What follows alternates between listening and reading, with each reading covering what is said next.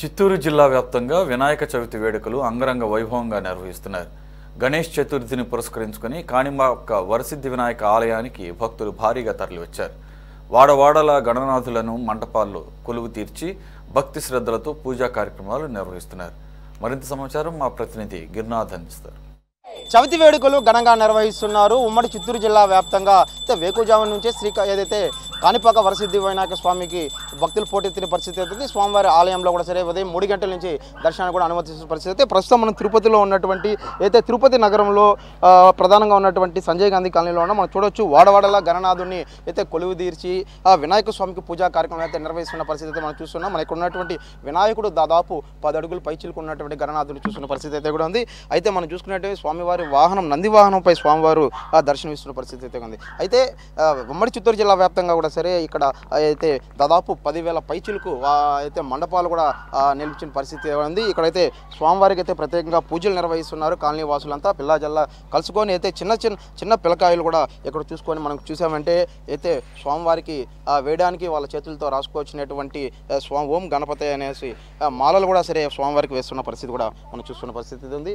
అయితే ఉమ్మడి చిత్తూరు జిల్లా వ్యాప్తంగా ఉన్నటువంటి అయితే గణేష్ నవరాత్రులు దాదాపు ఇవాళ నుంచి మొదలయ్యి అయితే రేపు నెల 3వ తేదీ వరకు కూడా సరే నవరాత్రులు నిర్వహిస్తున్నారు. ఇక్కడ కొంతమంది అయితే ఏరియాకి సంబంధించిన వాళ్ళతో మాట్లాడించే ప్రయత్నం చేద్దాం.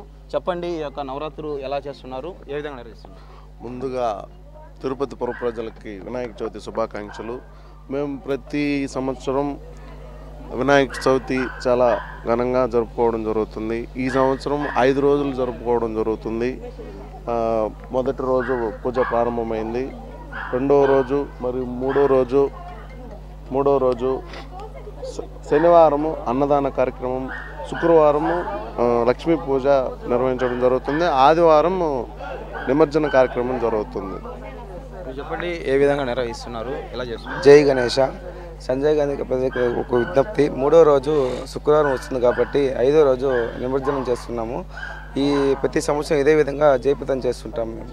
అయితే మనం చూడొచ్చు, ఏదైతే దాదాపు 5 రోజుల పాటు కూడా సరే వినాయక కమిటీ ఉత్సవాల తరపున శ్రీ బాలగణేష్ ఉత్సవ కమిటీ తరపున ఇక్కడ ఏదైతే స్వామివారికి పూజలు నిర్వహిస్తారు. ముఖ్యంగా చూసుకునేటంటే అయితే మూడవ రోజు అనమాట శుక్రవారం నాడు అయితే సాయంత్రం పాటు ఇక్కడ లక్ష్మీ పూజ విశేషంగా జరుగుతుంది అనేసి ఇక్కడ ఉన్నటువంటి వారు చెబుతున్న పరిస్థితి అయితే. అదేవిధంగా ఏదైతే చివరి రోజున ఏదైతే తిరుపతి నగరం గుండా స్వామివారిని ఊరేగిస్తూ తిరుపతిలో ఉన్నటువంటి శ్రీ వరసిద్ధి వినాయక మహోక్ష కమిటీ ఆధ్వర్యంలో కూడా సరే పెద్ద ఎత్తున ఈ యొక్క కార్యక్రమం చేస్తున్న పరిస్థితి అయితే ఉంది. అయితే నగరం నుంచి వచ్చినటువంటి అయితే విగ్రహాలన్నీ కూడా సరే తిరుపతి వేదికగా ఉత్సవ కమిటీ ఆహ్వానిస్తారు. ఆహ్వానం తర్వాత నేరుగా ఉన్నటువంటి తిరుపతిలో ఉన్నటువంటి వినాయక సాగర్ వద్ద వినాయకుల నిమజ్జన కార్యక్రమం జరిగే పరిస్థితి. మొత్తం మీద ఉమ్మడి చిత్తూరు జిల్లా వ్యాప్తంగా చవితి వేడుకలు అయితే ఘనంగా నిర్వహిస్తున్న పరిస్థితి ప్రస్తుతం తిరుపతిలో ఉంది. కెమెరామెన్ లోకేష్తో గిరి, సిటీ 24/7 తిరుపతి.